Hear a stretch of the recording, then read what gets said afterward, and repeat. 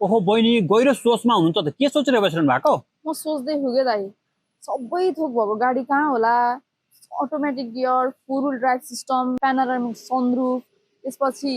auto AC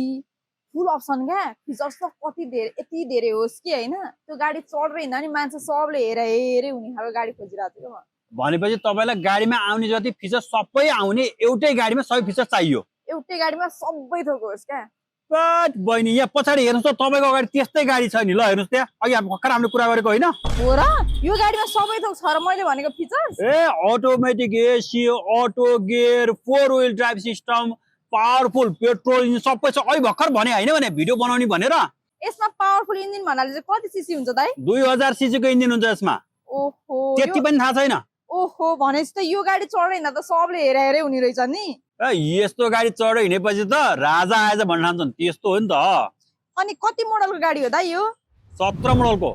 17 मोडलको यसको नाम पनि भनिदिनु न त ठिक वान अनि प्राइस नि प्राइस त मैले अघि नै भनिसकेको छु तपाईँलाई कति ल भन्नु त 70 लाख भने हो क्या होइन हो त्यसमा नेगोसिएसन र फाइनान्स पनि हुन्छ ल तपाईहरुलाई पनि यस्तै गाडी चाहिएको छ भने चाहिँ शिवज्योति अटो सेन्टर भिजिट गर्नु होला